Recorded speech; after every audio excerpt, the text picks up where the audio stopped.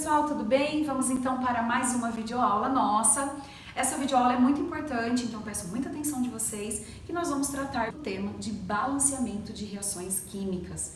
Pessoal, muito importante, peço a atenção de vocês porque toda vez aparecer uma reação química, precisa analisar o balanceamento. Não tem como trabalhar com uma reação sem ela estar balanceada. E antes da gente pensar nesse tema balanceamento, vamos relembrar o que é uma reação química.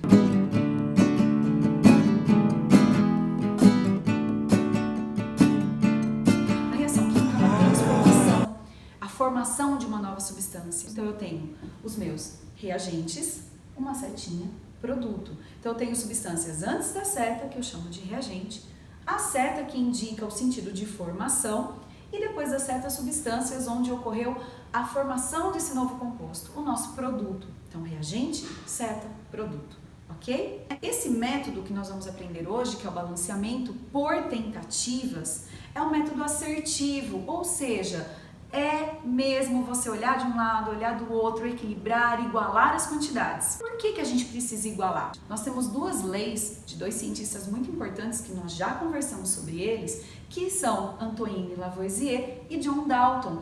Antoine Lavoisier, ele falou da lei da conservação da massa.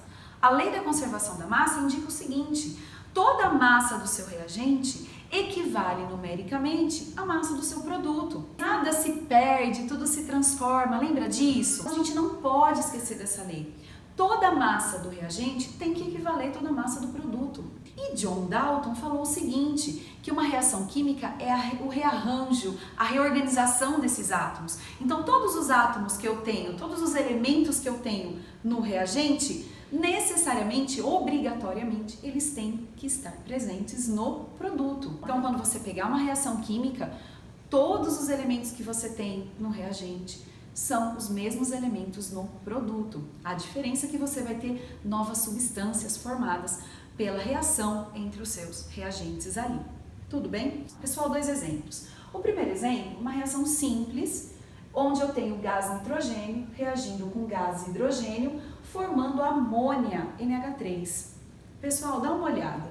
Eu tenho N antes, eu tenho N depois.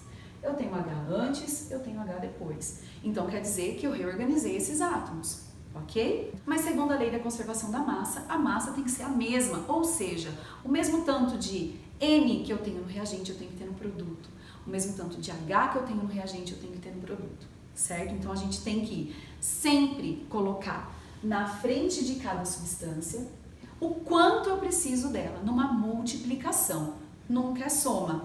Olho para o elemento multiplicação. Então vamos lá. Eu tenho dois N's desse lado, N2. Eu tenho que ter dois N's do outro lado, mas eu tenho um só. Professora, por que você não está colocando ou contando o H2 ou H3? Não olho para o elemento que eu não estiver balanceando. Então eu vou olhar exatamente para o elemento que eu quero. Eu comecei com H no reagente, eu vou olhar o H no produto, ok? Lembrem-se, colocando sempre um número que vá multiplicar e igualar. Lembrem-se, colocando sempre um número que vá multiplicar e igualar essas quantidades de elemento para elemento. Usa que é a seguinte, existe uma regrinha, não muito do macho, tá? Professora, mas por onde eu começo? Existe uma regrinha?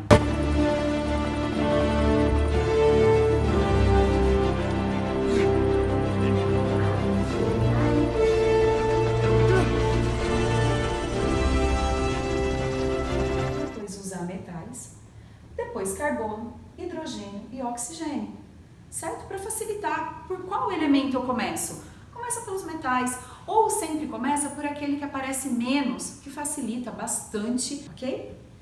Então vamos lá. Aqui eu tenho dois N's, aqui eu tenho o seu balanceamento, ok? Eu preciso que no produto tenham dois N's. Aqui eu tenho dois, aqui eu tenho um.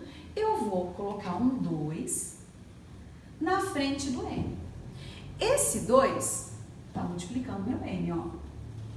N2, 2 N's. Eu nunca posso mudar a substância, nós já aprendemos ligações químicas, que o N faz 3 ligações, o H faz uma, por isso que é NH3. Então eu não posso mudar os valores aqui de valência, eu tenho que colocar um valor na frente para igualar essas quantidades. N2, 2 N's. Igualei o N, acabou o N, eu vou para o H, tenho 2 H's.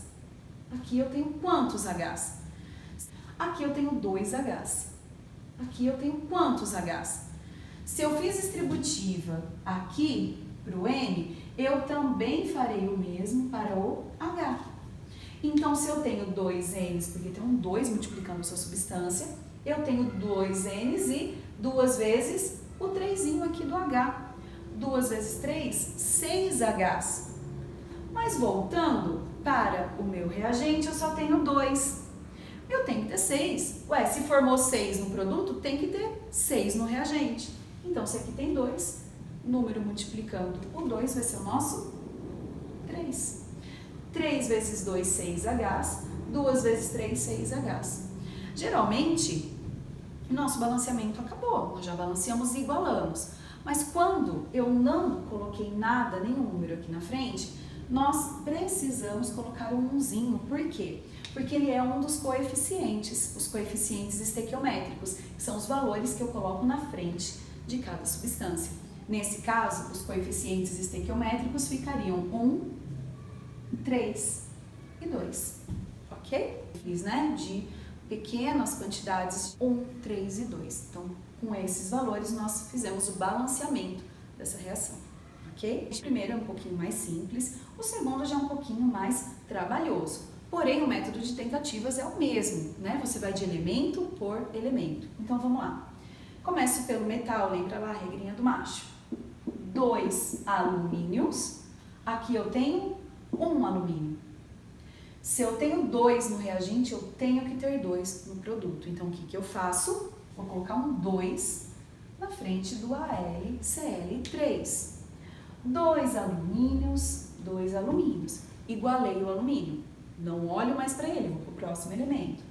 Quem é meu próximo elemento?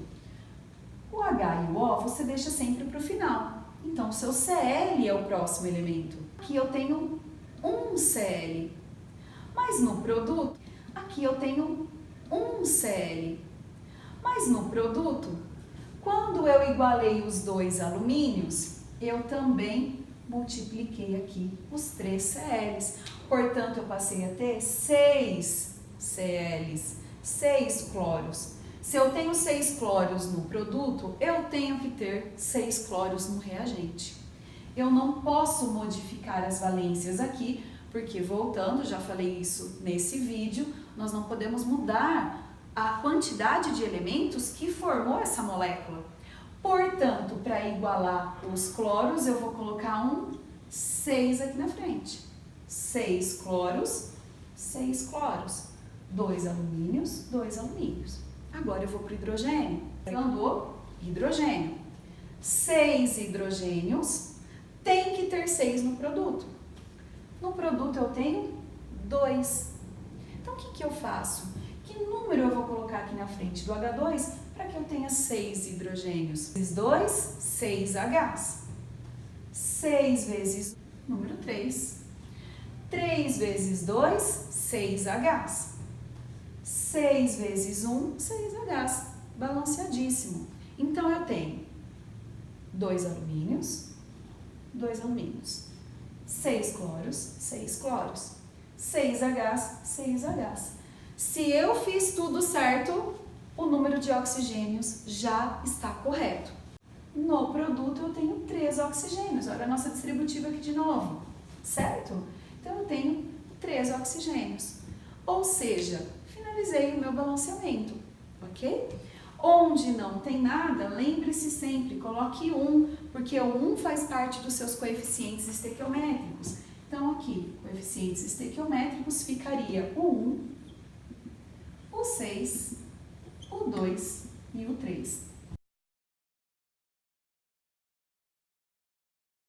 Pessoal, então ó, finalizamos esse balanceamento, achamos os coeficientes estequiométricos 1, 6, 2 e 3. Se por um acaso, uma dica rapidinho, você achou os coeficientes e todos os coeficientes são divisíveis por 2, por exemplo, ou divisíveis por 3, você pode simplificar os coeficientes, desde que você faça isso em todos e todos permitam essa simplificação, ok? Então, o que eu falo para vocês agora? estudem, façam bastante exercícios, porque esse é um conteúdo recorrente em provas, ok? Bons estudos, galera! Beijo! Videoaula nossa, uma videoaula muito importante que trata da... Olá, pessoal, tudo bem? Não...